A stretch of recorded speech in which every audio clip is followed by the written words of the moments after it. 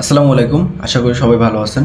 আজকের ভিডিওতে মূলত আমি আপনাদের সাথে আলোচনা করব বাংলাদেশ সেনাবাহিনীর যে সিভিল পদ আছে মেসওয়েটারের নিয়োগ সম্পর্কিত, অর্থাৎ কতটি ধাপে মেসওয়েটারের নিয়োগ কার্যক্রম সম্পন্ন হবে এবং কোন কোন ধাপে কী কী কার্যক্রম সম্পন্ন হবে। তো অবশ্যই সম্পূর্ণ ভিডিওটি মনোযোগ সহকারে দেখবেন, আশা করি তাহলে সবকিছু বুঝতে পারবেন। তো আপনাদের যাদের বাংলাদেশ সেনাবাহিনী অসামরিক পদের লিখিত এবং ভাইভা পরীক্ষার আপডেট চূড়ান্ত সাজেশনের প্রয়োজন হয়, আপনারা চাইলে স্ক্রিনে হোয়াটসঅ্যাপ নম্বরে আমার সাথে যোগাযোগ করতে পারেন। এর পূর্বে মূলত জেলা কোটা থাকার কারণে প্রার্থীর সংখ্যা কম হতো, এখন কিন্তু জেলা কোটা বাতিলের জন্য কিন্তু প্রার্থীর সংখ্যা অনেক বেশি হবে। আগে মূলত সকল কার্যক্রম একদিনে সম্পূর্ণ হতো, তবে এখন একদিন হয়তো বা সম্পূর্ণ হবে না, কারণ প্রার্থীর সংখ্যা অনেক বেশি হওয়ার কারণে একদিনে সম্পূর্ণ হয়তো বা সম্ভব না। তো মেসওয়েটারের মূলত নিয়োগ কার্যক্রম 4টা ধাপে সম্পূর্ণ হবে। প্রথম ধাপ হচ্ছে লিখিত পরীক্ষা, দ্বিতীয় ধাপ হচ্ছে ভাইভা, তৃতীয় ধাপ হচ্ছে প্র্যাকটিক্যাল এবং সর্বশেষ ধাপ হচ্ছে মেডিকেল।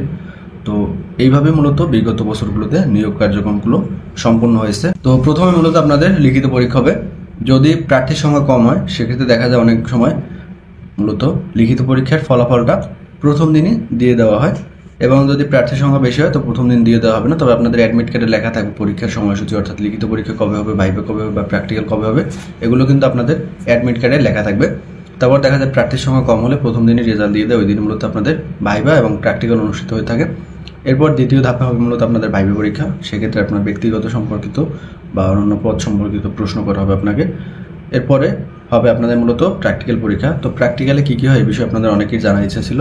প্র্যাকটিক্যালে মূলত যেহেতু আপনারা মেসওয়েটারের পরীক্ষা দেবেন, মেসওয়েটার সম্পর্কিত অর্থাৎ কীভাবে আপনি অফিসারদের খাবার দাবার পরিবেশন করবেন বা কীভাবে চা কফি এগুলো তৈরি করবেন, এই বিষয়ে মূলত আপনার প্র্যাকটিক্যাল হবে। তো সেক্ষেত্রে মোটামুটি নর্মাল হবে প্র্যাকটিক্যাল, বেশি কঠিন কিছু হবে না। অবশ্যই চা কফি বানাতে আপনার জানতে হবে, পাশাপাশি বিভিন্ন রুটি বানাতে জানতে হবে আপনাকে, এবং কীভাবে অফিসারদের খাবার দাবার পরিবেশন করতে হয় এই বিষয়ে আপনার ধারণা থাকতে হবে। এবং সর্বশেষ মেডিকেলে মূলত আপনার ওজন উচ্চতা এবং ব্লাড টেস্ট, ডোপ টেস্ট এগুলো নেওয়া হবে। এটা মূলত চাকরি হওয়ার পরে, অর্থাৎ সর্বশেষ এগুলো হবে। তো আশা করি আপনারা বুঝতে পারছেন যে এই 4টি ধাপে মূলত আপনাদের নিয়োগ কার্যক্রম সম্পূর্ণ হবে। তো সেক্ষেত্রে যারা মেসওয়েটারে পরীক্ষা দিয়েছেন অবশ্যই লিখিত এবং ভাইভা পরীক্ষা পাশাপাশি প্র্যাকটিক্যালের দিকে মনোযোগ দেবেন, কারণ লিখিত ভাইভা পরীক্ষা এবং প্র্যাকটিক্যাল যদি ভালো করতে পারেন সেক্ষেত্রে আপনার চাকরি হওয়ার সম্ভাবনা থাকে।